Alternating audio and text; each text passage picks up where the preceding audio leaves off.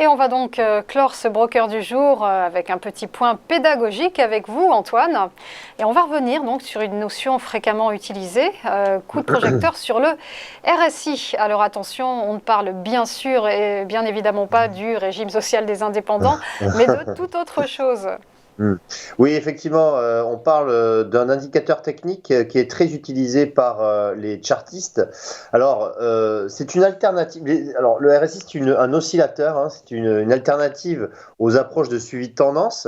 C'est-à-dire que cet indicateur va être très utile lorsque vous allez avoir des marchés qui sont non directionnels, c'est-à-dire où il n'y a pas de tendance. On est dans un trading range. Alors, comment ça fonctionne? Ça a été conçu par Wells Wilder en 1978. Le RSI, c'est un indicateur de suivi de vitesse des prix borné entre 0 et 100%.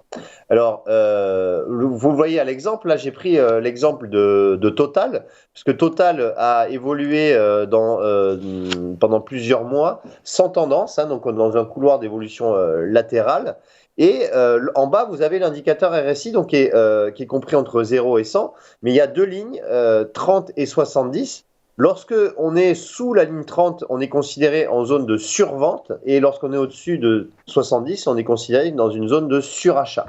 Alors c'est matérialisé d'ailleurs lorsqu'on est en surachat ou en survente par un petit espace grisé, comme vous pouvez voir à l'écran. Et donc, on voit que, eh bien, par exemple, au mois de mars, Total était en zone de survente. Donc, ça pouvait constituer justement une zone une vente sur le titre. Donc, derrière, on voit que derrière le titre a baissé. Et puis, au mois de juillet, on était en zone de survente au niveau sous les 30 au niveau du RSI. Donc, ensuite, le titre s'est mis à remonter.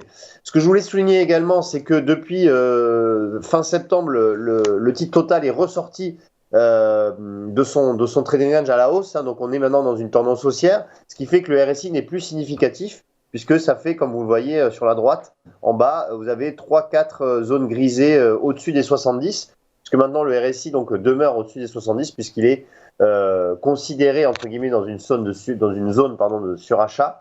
En réalité, on est dans une tendance haussière, donc l'indicateur n'est plus significatif. Donc, il faut bien comprendre que cet indicateur est significatif dans des zones sans tendance, des zones latérales d'évolution de titre, pour ensuite trouver des points d'achat et des points de vente.